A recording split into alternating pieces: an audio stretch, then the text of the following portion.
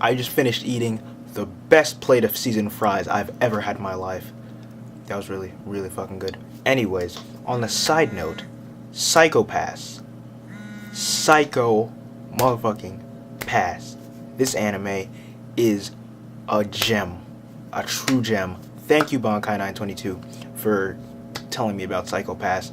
This is a great, great anime. I'd recommend it to anybody who not only likes a great anime with great animation, great voice actors, but it also makes you think. It's very philosophical in its nature, and it's an amazing anime, truly amazing.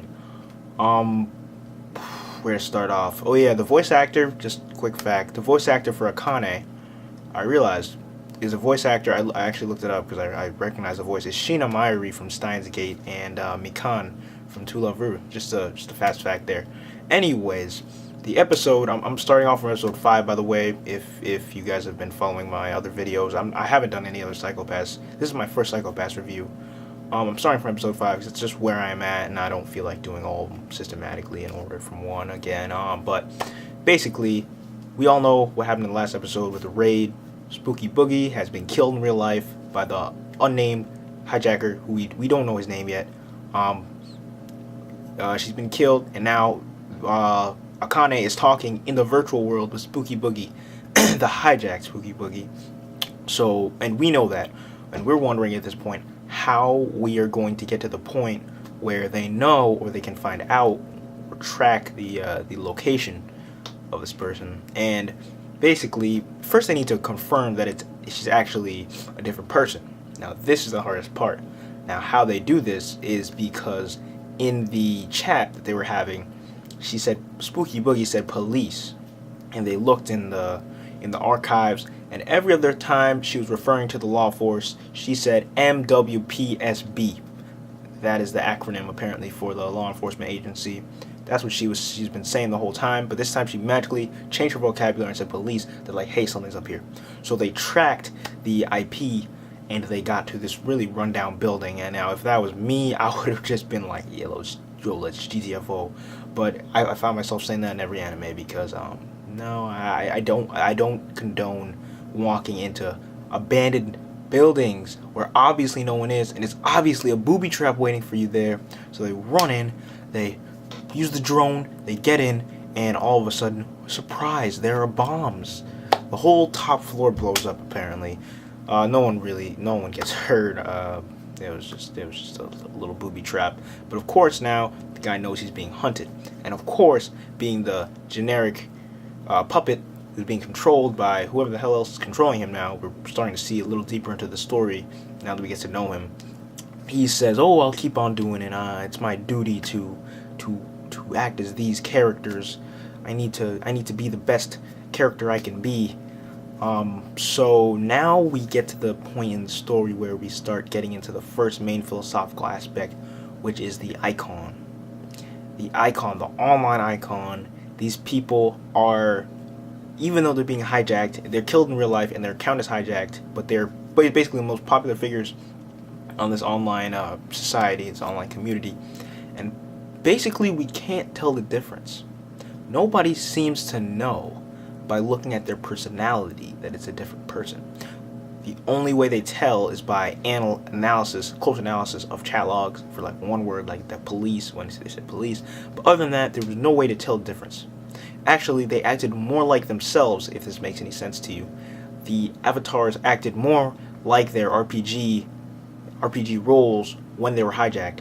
So this basically takes the fact that anybody, which we're going to get back to later, that anybody can be anything on the internet, whatever they want to be.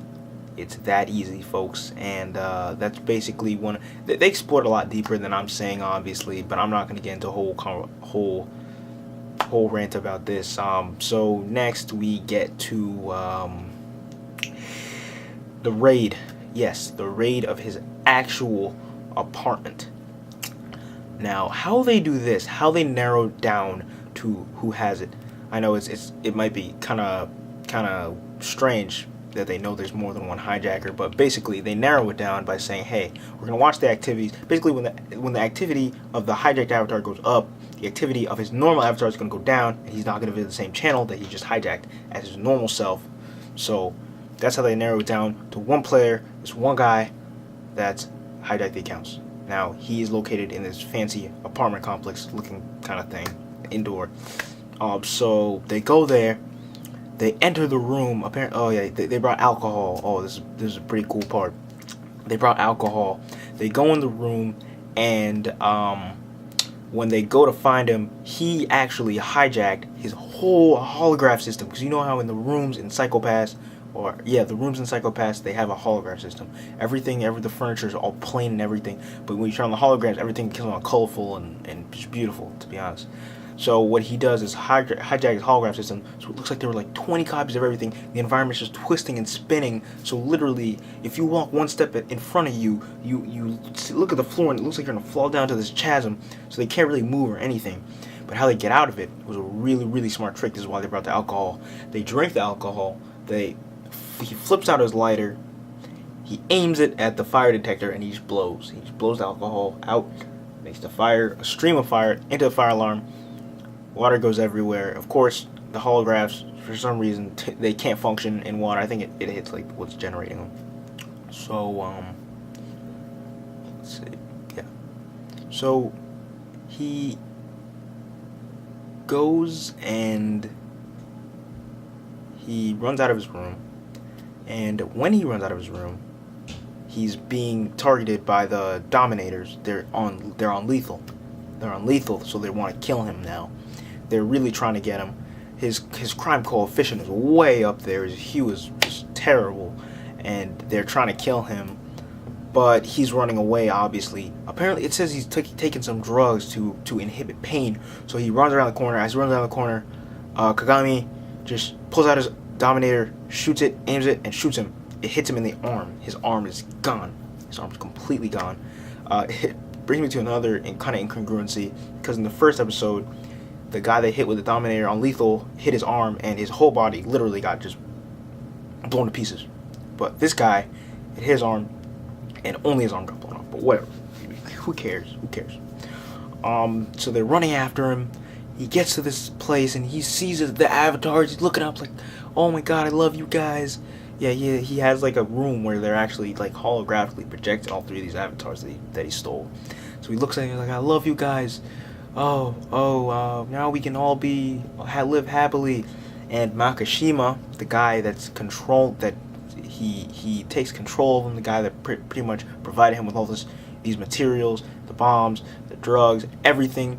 He's like, no, sorry, as all villains do to their little subordinates. In the end, he betrays him, and he basically makes the avatars tell him, screw you, buddy. Yeah, screw you, buddy.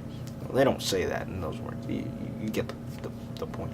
Anyways, the avatars pretty much turn against him. Then he just starts going all delusional, like, no, it's not. He's carrying on like a psychopath. And then they come in the room and they basically shoot him down where he stands. So, the end of the episode, after all this situation is done, we still know that there's a bigger picture behind this, which starts to introduce the main plot of the story, because before this there wasn't really a main plot. But now we're introduced with some of the higher up criminals, and we're given some of the most important stuff we have so far. The most important, information that we have so far. We now find out that Kagame used to be an investigator. He used to be an investigator. He's a fallen investigator. He went on a mission, and on this mission, his crime coefficient went way up, skyrocketed. He refused to take treatment, so now he's a latent criminal, and he got downgraded to an enforcer. That's how the episode ended. Overall, I'm going to give this episode a good score, although it wasn't. I'm pretty sure that the writer of this anime, I'm sorry, I don't know, I'm not sure what his name is, but he has the potential to write a lot better, and I think he's really going to show us. He's really going to surprise me. I've heard from Bankai that that I haven't seen anything yet. It gets great around episode 11, I think he said, that it's going to get a lot better. So that's going to be amazing. when we actually get to that point. But yep, that's my review of Psycho Pass episode 5. Hope you guys enjoyed it. Like, comment, subscribe, whatever you guys want to do if you enjoyed the video. It was really fun, and I'm going to make sure that I review, or I'm going to try to review every single other episode of Psycho Pass if I can, because the big three kind of disappointing right now. But let's not get into that. Alan Palantir, I'm out. See you guys.